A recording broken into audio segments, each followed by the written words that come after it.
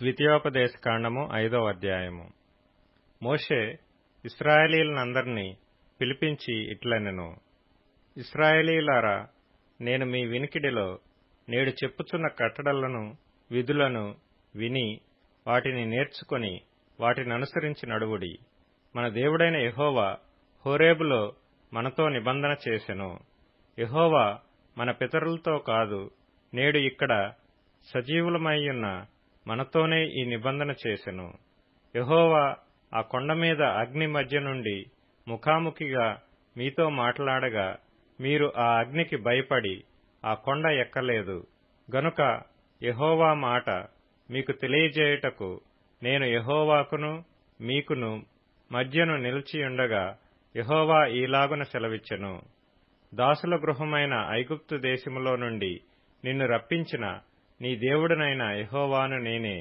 నేను తప్ప వేరొక దేవుడు నీకుండకూడదు. పైనున్న ఆకాశమందే గాని, క్రిందనున్న భూమి యందే గాని, భూమి క్రిందనున్న నీళ్లయందే గాని ఇండు దేని పోలికనైనను విగ్రహమును చేసికొనకూడదు. వాటికి నమస్కరింపకూడదు, వాటిని పూజింపకూడదు. నీ దేవుడనైన యెహోవాయగు నేను రోషము గల దేవుడను.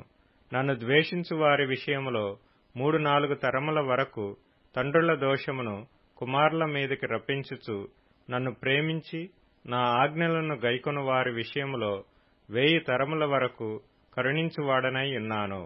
నీ దేవుడైన యెహోవా నామమును వ్యర్థముగా ఉచ్చరింపకూడదు. యెహోవా తన నామమును వ్యర్థముగా ఉచ్చరించువానిని నిర్దోషిగా ఎంచడు. నీ దేవుడైన యెహోవా నీకు ఆజ్ఞాపించినట్లు విశ్రాంతి దినమును పరిశుద్ధముగా ఆచరించుము. 6 దినములు నీవు కష్టపడి నీ పని అంతయు చేయవలెను. 7వ దినము నీ దేవుడైన యెహోవాకు విశ్రాంతి దినము. దానిలో నీవైనను, నీ కుమారుడైనను, నీ కుమార్తె అయినను, నీ దాసుడైనను, నీ దాసి అయినను, నీ ఎద్దైనను, నీ గాడిద అయినను, నీ పశువులలో ఏదైనను, నీ ఇండ్లలోనున్న పరదేశి అయినను ఏ పనియూ చేయకూడదు. ఎందుకంటే నీవలే నీ దాసుడును నీ దాసీయును విశ్రమింపవలెను. నీవు ఐగుప్తు దేశమందు దాసుడివై ఉన్నప్పుడు నీ దేవుడైన యెహోవా బాహుబలము చేతను చాచిన చేతి చేతను నిన్ను అక్కడ నుండి రప్పించినని జ్ఞాపకము చేసుకొనుము. అందుచేతను విశ్రాంతి దినము ఆచరింపవలెనని నీ దేవుడైన యెహోవా నీకు ఆజ్ఞాపించెను. నీ దేవుడైన యెహోవా నీకనుగ్రహించు దేశములో నీవు దీర్ఘాయుష్మంతుడవై నీకు క్షేమము కలుగునట్లు నీ దేవుడైన యెహోవా నీకాజ్ఞాపించిన లాగున నీ తండ్రిని నీ తల్లిని సన్మానింపుము. నరహత్య చేయకూడదు, వ్యభిచరింపకూడదు, దొంగిలకూడదు, నీ పొరుగువాని మీద అబద్ధ సాక్ష్యము పలకకూడదు, నీ పొరుగువాని భార్యను ఆశింపకూడదు, నీ పొరుగువాని ఇంటినైనను వాని పొలమునైనను వాని దాసునినైనను వాని దాసినినైనను వాని ఎద్దునైనను వాని గాడిదనైనను నీ పొరుగువానిదగు దేనినైనను ఆశింపకూడదు.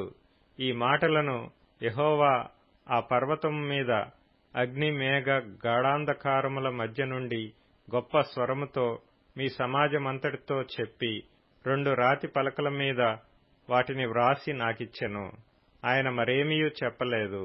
మరియు ఆ పర్వతము అగ్ని వలన మండుచున్నప్పుడు ఆ చీకటి మధ్య నుండి ఆ స్వరమును విని మీరు అనగా మీ గోత్రముల ప్రధానులను మీ పెద్దలను నా యొద్దకు వచ్చి, మన దేవుడైన యెహోవా తన ఘనతను మహాత్మ్యమును మాకు చూపించెను. అగ్ని మధ్య నుండి ఆయన స్వరమును వింటిమి. దేవుడు నరులతో మాట్లాడినను వారు బ్రతుకుదురని నేడు తెలుసుకొంటిమి. కాబట్టి మేము చావనేలా? ఈ గొప్ప అగ్ని మమ్మను దహించును. మేము మన దేవుడైన యెహోవా స్వరము ఇక వినిన ఎడల చనిపోదుము. మావలే సమస్త శరీరులలో మరి ఎవడు సజీవుడైన దేవుని స్వరము అగ్ని మధ్య నుండి పలుకుట విని బ్రతికెను? నీవే సమీపించి మన దేవుడైన యెహోవా చెప్పునది యావత్తూ వినుము. అప్పుడు మన దేవుడైన యెహోవా నీతో చెప్పినది యావత్తు నీవే మాతో చెప్పిన ఎడల మేము విని దాని గైకొందుమని చెప్పితిరి. మీరు నాతో మాట్లాడినప్పుడు యెహోవా మీ మాటలు వినెను. అప్పుడు యెహోవా నాతో ఇలాగు సెలవిచ్చెను, ఈ జనులు నీతో చెప్పిన మాటలు నేను వినియున్నాను. వారు చెప్పినదంతయు మంచిదే. వారికిని వారి సంతానమునకును నిత్యమును క్షేమము కలుగునట్లు వారు నాయందు భయభక్తులు కలిగి నా ఆజ్ఞలన్నిటినీ అనుసరించు మనస్సు వారికుండిన మేలు. మీ గుడారములలోనికి తిరిగి వెళ్ళుడని నీవు వారితో చెప్పుము. అయితే నీవు ఇక్కడ నా యొద్ద నిలిచియుండుము. నీవు వారికి బోధింపవలసిన ధర్మమంతటినీ, అనగా కట్టడలను విధులను నేను నీతో చెప్పెదను. వారు స్వాధీనపరచుకొనున్నట్లు నేను వారికిచ్చుచున్న దేశమందు వారు అలాగు ప్రవర్తింపవలెను. కాబట్టి మీరు కుడికే గాని ఎడమకే గాని తిరుగక మీ దేవుడైన యెహోవా ఆజ్ఞాపించినట్లు చేయుటకు జాగ్రత్త పడవలెను. మీరు స్వాధీనపరచుకొనబోవు దేశములో మీరు జీవించుచు మేలు కలిగి దీర్ఘాయుష్మంతులగునట్లు మీ దేవుడైన యెహోవా మీకు ఆజ్ఞాపించిన మార్గములన్నిటిలో నడుచుకొనవలెను.